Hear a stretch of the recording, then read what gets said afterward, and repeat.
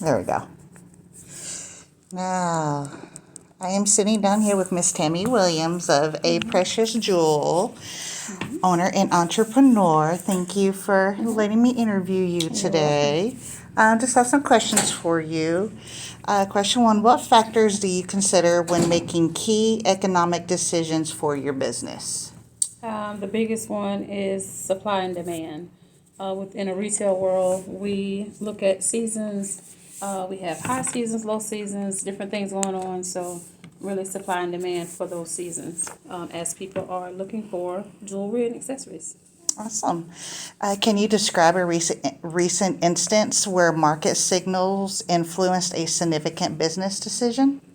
It was recently when it had lots of layoffs, furloughs with the government. A lot of my customers, a lot of the people in the business were affected by that. So the way I had to shift was instead of doing mostly online selling, I had to go to in person. So individuals that were not online, they were able to see the jewelry, buy the jewelry, and do that. Instead of doing just online, I had to add another stream or another avenue. Gotcha. How do you assess the financial viability of new opportunities? Um, Basically looking at what it's going to cost. I have to look at the end result first, or the end goal. How much is it going to cost for me to do more marketing? And it's hard to kind of put it in words. In the retail world, we have to be sure that we are going to have the clientele and the customers that are able to buy the product.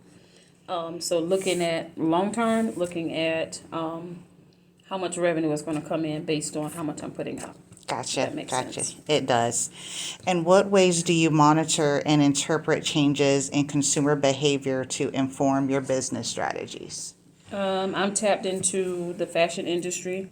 Being that I'm in accessories, I'm always looking in the fashion industry to see what trends are working for what areas, what demographics, and I market towards what's going on, what I'm seeing that they're purchasing, what they're buying. Sounds like that keeps you busy. It does. It does. And social media has a great tool that lets me know what demographics are actually purchasing now of my products. Gotta love that social media. Could you share an example of a time when you had to pivot your business model in response to market feedback? Just recently, our company, the vendor I use, actually increased the price. So the pricing structure increased from $5 to $8. Instead of focusing on the price increase, I changed the focus to the value of what we're getting, projected as far as the longevity of the product. So I had to change my model of, okay, it's now inexpensive to look at what you're getting for what you're paying. And that was based on a lot of people, weren't able to afford, the increase because of all the economic things that are going Yep. on.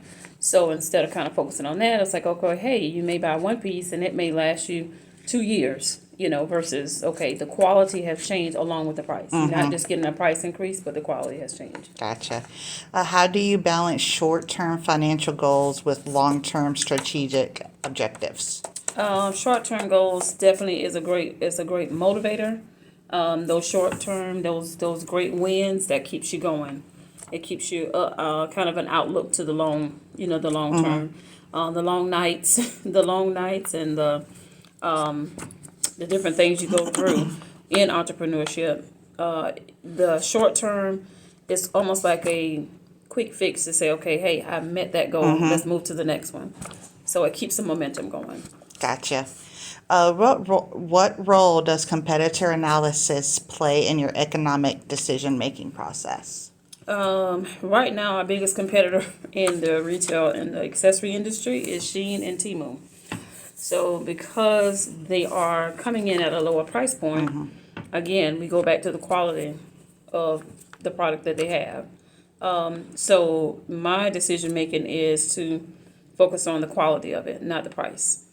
Which most people, including myself, prefer quality over Right. over. You'll pay for a little more. Yes, You'll pay 100%. for good quality. 100%. How do you determine the optimal pricing strategy for your products? Well, since I have a vendor, I'm connected to a vendor. It's wholesale through Pop Price Accessories. They already have it priced, so I don't have to go up or down. They have it in our contract. Basically, if I purchase from them, I have to sell it at this price. Now, there are times where I may get a sort of exclusive. Then I can actually upprice that. I can actually charge or upcharge. Okay, So I do have some flexibility there. nice. Like coming up to the holidays, I'm able to kind of upcharge for packaging if I do Christmas packaging or make a gift basket or something of that nature. Okay, So just kind of pivots with the season. gotcha. I'm sure Christmas is probably your busiest. It is. Can you discuss a situation where external economic factors significantly impacted your business decisions? I would say the recent tariff because our product comes from China. Okay, So I had to make a decision. Okay, if I do an order, I had to order enough because of the delays, and to make sure I have enough product for whatever events or different things I have. So I had to kind of make a decision. Okay, do I just do a larger order? Do I order more? Because I wasn't sure Yeah. when we were getting it because of the delays. gotcha. And I'm sure that got a little frustrating too. It did. So, did. what methods do you use to forecast market trends and prepare your business accordingly? In the retail world, it's going to be seasons. It's in the seasons. We have like high seasons, low seasons. As the fashion industry changes, that's how the accessory industry changes as well. Just like people change up their fashion and their clothing, depending on the season, the accessories change along with that. So using the forecast market, I would say keeping up with the fashion trends.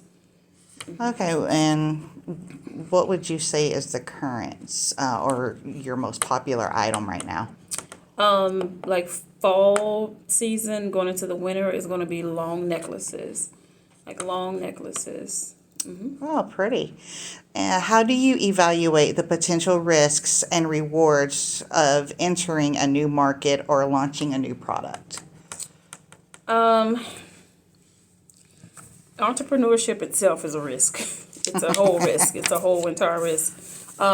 So the risk that I run basically every day is I order new products, basically because we have some products that comes out Monday through Friday. We have different products that comes out. So I take a risk on ordering, instead of ordering 50 of one, I may order 25. Or I may order 5 just to kind of test the market and see. See what And- sells and what doesn't. Exactly. So I have that flexibility into a new market. That's sort of like I would say our urban line because I don't wear urban, so I had to take a risk and kind of even order it and actually offer it to that market. Okay. So I would say that it is a reward when you get people to buy it. When you get people to buy it, and you see that you have a product for everybody, that is definitely a reward. But as I said, entrepreneurship is a risk. We take a risk every Yeah. day. That you'll be able to purchase the items and sell them. Gotcha. So, And in your experience, what are the most reliable indicators of market demand for your offerings? Or your products, excuse me.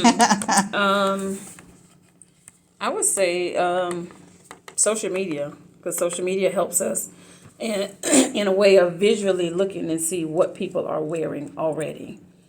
So I can see what trends are happening. I can see, okay, what styles are they wearing? Are they wearing big earrings? Are they wearing colorful earrings? Are they wearing that? So I would say social media is like the number one indicator. And then just everyday, just everyday living, looking at people around me and seeing, okay, what they have on. Yep. Do they have on earrings? Do they have on a necklace? What's been your go-to social media platform? Facebook. Facebook? Just getting into TikTok, but Facebook definitely is the main platform. Nice. How do you incorporate customer feedback into your economic decision making? With that, as I said, because the company that I'm partnered with, or my vendor, is kind of outlined and structured. There's not a whole lot of decision making as far as the product itself, but one way of a customer feedback, my customers enjoy getting a faster shipping. So that is something in my control. Not waiting 2 weeks, 10 days to get the product out.